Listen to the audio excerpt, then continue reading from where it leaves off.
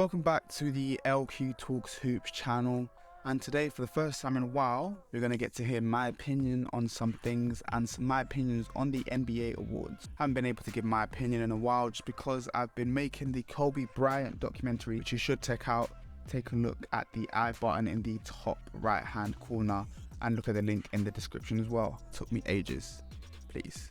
But today we're going to be looking at the NBA awards and the All-NBA teams as well, and give my opinion on who I think should win each award and who I think should be in the All-NBA teams. Because we all know that my opinion is gospel and that I am never ever wrong. So let's get straight into it and let's go and look at who the coach of the year is. In my opinion, the coach of the year is Mike Brown. I feel like there's been a real cultural shift in the city of Sacramento, and they've proven to be one of the best teams in the NBA. They're the best team in California. No one expected that. It's quite refreshing to see, you know, because before the Sacramento Kings were just a punching bag for the league defensively and offensively, despite having De'Aaron Fox, despite in previous seasons having Tyrese Halliburton.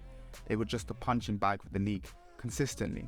But even when they added Domantas Sabonis, we weren't even too sure, because at the end of last season they didn't look too great. They looked better, but they didn't look amazing with Domantas Sabonis. But what Mike Brown has really done for the Sacramento Kings has given them accountability and given them a true system and identity for you to be able to see.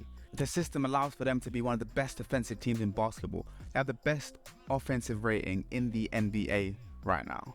We've seen them with the addition of Kevin Huerter. You know, the system has changed. We've seen amazing shooting from Kevin Huerter, amazing shooting from Keegan Murray. Players like Malik Monk come off the bench and be a great spark plug.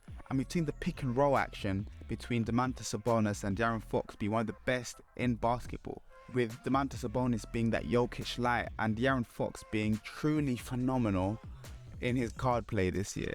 You know, having some clutch buckets and amazing clutch shooting this year. He's just been phenomenal in my opinion, and one of them has to be at least All-NBA this year, Domantas Sabonis or De'Aaron Fox. Coach Brown has really implemented a system that has helped them make the playoffs for the first time in 15 or so years, and I feel like what he's really done for their offense especially has truly revolutionized the city of Sacramento and made me really excited to watch Sacramento Kings basketball. So coach of the year this year, Mike Brown.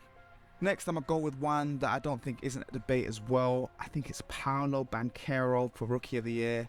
I know people will look at Jalen Williams and the season he's had, especially to the later end, and think that he's been amazing. Jalen Williams has been amazing, but I don't think there's really much debate, because efficiency doesn't take it over the edge when a player is clearly better than another one.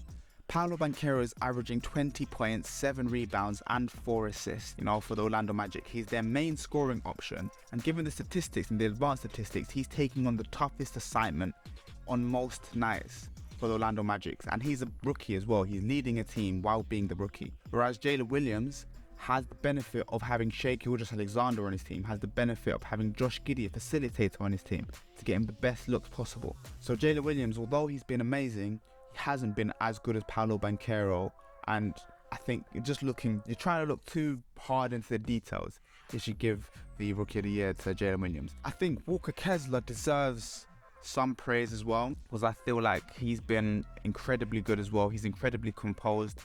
He's great defensively for a rookie as well. Rookies don't necessarily come in and be amazing defenders. He's a phenomenal defender. And that's just as an NBA player, not even for a rookie. He's just a phenomenal defender in general. A great shot blocker, and he will be an all-star one day. But my Rookie of the Year this year, no question about it, Paolo Banchero. My Defensive Player of the Year this year, it was a 50-50 really, between Jaren Jackson Jr. and Brook Lopez. I feel like Brook Lopez has helped improve his team defense exceedingly, whereas Jaren Jackson Jr. has a lot more individual highlights and is more, if you're watching the plays, you'd much rather watch Jaren Jackson Jr. on defense than Brook Lopez. But I feel like both of them have their merits. Brook Lopez has the edge on Jaren Jackson Jr. in defensive win shares, and he also in the league has the highest amount of contested shots. But if you're looking at box score statistics, you'll see that Jaren Jackson Jr. leads the league in blocks, and he also is ahead of Brook Lopez in steals, but solely just because of the last advanced statistic in being defensive box plus minus, even though that's not even a great statistic when you're looking at defense, and because he is the primary defender on the second best defense in basketball, being the Memphis Grizzlies, but they don't really have amazing defenders. They have Dylan Brooks, but I think Dylan Brooks is overrated as a defender anyway. So that Jaren Jackson Jr. is really the primary defender for the Memphis Grizzlies. I will give him the edge on Brook Lopez, and he is my pick for Defensive Player of the Year. I wouldn't be surprised though if they gave it to Brook Lopez. For the penultimate award, the Sixth Man of the Year, it was between three candidates really, between Bobby Portis, between Malcolm Brogdon, and between Immanuel Quickley. Brogdon and Immanuel Quickley have separated themselves odds-wise and just in play-wise between them and Bobby Portis. Bobby Portis is averaging 13.8 points, 9.5 rebounds and 1.5 assists, which is great statistics, especially off the bench. But Immanuel Quickley and Malcolm Brogdon both have similar statistics with around 14.5 points, 4 assists and 3.5 rebounds as well. They have quite similar statistics, but for me, what really separates the player that I think is going to win from the other is that the player that I believe should win has played every single game off the bench. And I think the player that should win is Malcolm Brogdon. Malcolm Brogdon hasn't touched the floor as a starter, but Immanuel Quickley has, and some of Immanuel Quickley's greater performances that have pushed up his statistics and gave him the higher odds and got him in the minds of people are games where he started. His 40-point games are games where he has started the game. The Sixth Man of the Year is looking for impact off the bench, so it's a lot harder for Malcolm Brogdon to put up a 40-piece when he comes off the bench, and he still manages to have great statistics. You know, we love PER all around this side on this channel, and Malcolm Brogdon has got a higher PER than him. Malcolm Brogdon is shooting 44% from 3 and 48% from the field.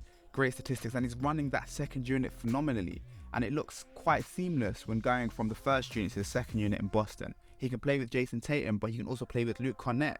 It's great six-man stuff for Malcolm Brogdon, and just because he isn't a spark plug and he's running the unit rather than just scoring points, a lot of people might overlook him, but I really do believe that Malcolm Brogdon is a solid pick for Sixth Man of the Year, and I am incredibly disappointed that the Wizards didn't manage to get him in the offseason.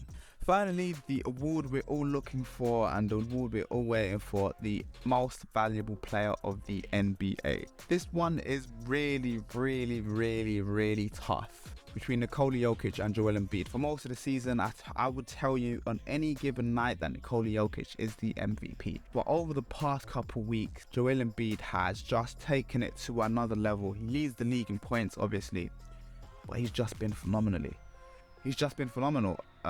You know what I mean? Nikola Jokic could average a triple-double. He needs to get 46 assists in his last 4 games to average that triple-double. But still, even if he doesn't, 9.9 assists per game is amazing. If there's any player that can get 46 assists in 4 games, it is Nikola Jokic. Nikola Jokic is top 5 for assists. He's top 5 for rebounds as well. But it's difficult to look at. You know, we've seen a lot of games where James Harden has been out and Joel Embiid has carried them. But it's quite difficult on the same side because the Nuggets are better than the Sixers, and it's just him as an all-star, essentially. But they still have Jamal Murray, and MPJ is having a career year for efficiency. Bruce Brown shooting efficiently as well. It's just difficult because although Nikola Jokic hasn't got all-stars around him, he has players that are borderline all-stars. And although Joel Embiid has James Harden next to him, he's still the main performer and the best performer for his team. I think if I'm going to go down to my own analytical brain, if I'm going to use my deep down knowledge and my intelligence to come up with it, I'm going to say that the MVP, because I'm so smart and so intelligent, the MVP is Nikola Jokic is the MVP. That wasn't due to any randomness or luck. I feel like my intelligence has helped me come to the decision that Nikola Jokic should be the most valuable player. And now finally, I'm going to go and say my All-NBA teams one by one from the first team to the All-NBA third team.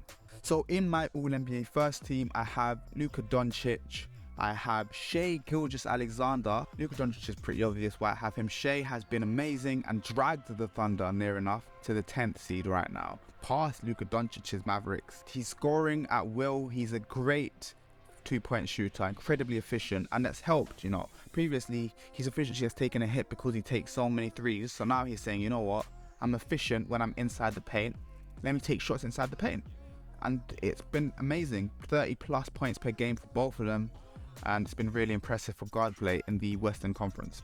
My forwards are pretty obvious. Giannis Antetokounmpo, the third MVP candidate for this year.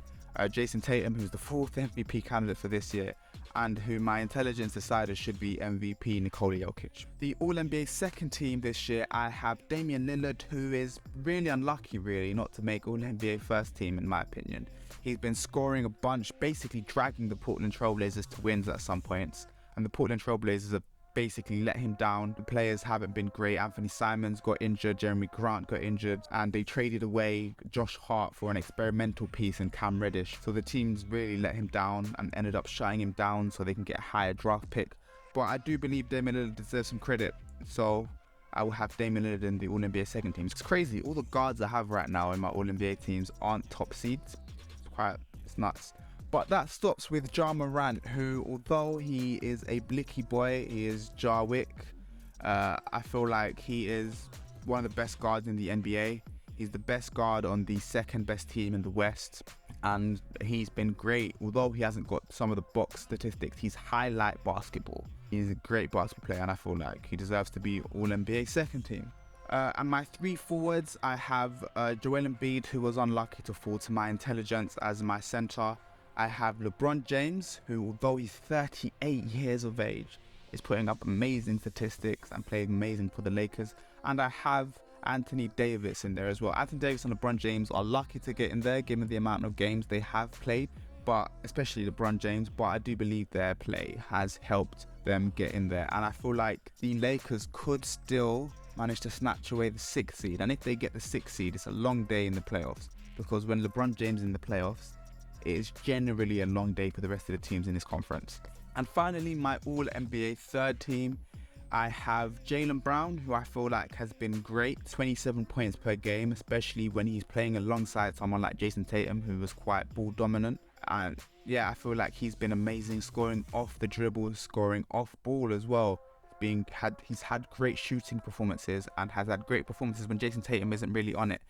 And with the Celtics being probably for power rankings the best team in the NBA right now, I think you can't look past both of them, Jason Tatum and Jaylen Brown, being All-NBA players. So All-NBA third team guard, I have Jaylen Brown. The second guard, I'm cheating and I'm saying I can't distinguish between these two players because I don't know who should be in there. And it's between James Harden and Donovan Mitchell. Donovan Mitchell has put up some amazing games and pulled them into the playoffs, the Cavaliers into the playoffs. Although they've had great players as well alongside him, having players like Darius Garland play amazing this year, although he wasn't an All-Star or make an All-NBA team. Evan Mobley has proven to be one of the best defenders in basketball, like without a doubt, genuinely one of the best defenders in basketball. And he's a second-year player. And he's obviously progressed on the offensive side as well. So I feel like Donovan Mitchell, although he has pieces alongside him, has really played great basketball. And James Harden, he's leading the league in assists right now, 10.8 assists. It's difficult, it really is difficult to distinguish between them. James Harden is playing with Joel Embiid, Donovan Mitchell is playing with Darius Garland, Evan Mobley, Jarrett Allen. I don't know, I'm going to say they can both sit in that spot for me right now. And my three forwards right now have Julius Randle playing great basketball for the Knicks. I think Jalen Brunson is unlucky not to make an All-NBA team. He's been injured quite a bit. But Julius Randle has played, I'm not sure if he's played every single game. I think he has played every single game right now in the NBA season. You know, he's an Iron Man, player like Mikal Bridges. If Mikal Bridges was on the Nets for longer, he probably would have made an All-NBA team. But I feel like, yeah, Julius Randle, I'm not a fan of the way he plays. I feel like he could be a much better shooter, but he has played great and you can't deny it. He's having a great, efficient year for himself, and his statistics prove that he's a great rebounder and that the Knicks are playing playoff basketball this year due to him and Jalen Brunson's outputs. So Julius Randle has to make it in there. Jimmy Butler as well, I feel like Jimmy Butler will give you what you need on any given night.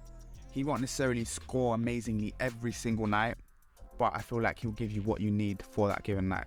And finally, Domantas Sabonis. We spoke about the Kings before. He's been great. He's averaging 7 assists, which is great for a center.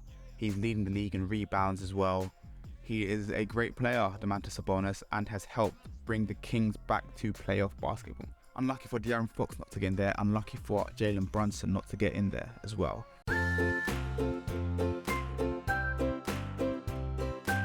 And even Kristaps Porzingis, I'm a Wizards fan. I think Kristaps Porzingis has played great basketball this year. And if you look at his defensive statistics, even though people don't want to say he's a good defender, his defensive statistics, especially defensive field goal percentage, is one of the best in basketball. So shout out my guy Kristaps.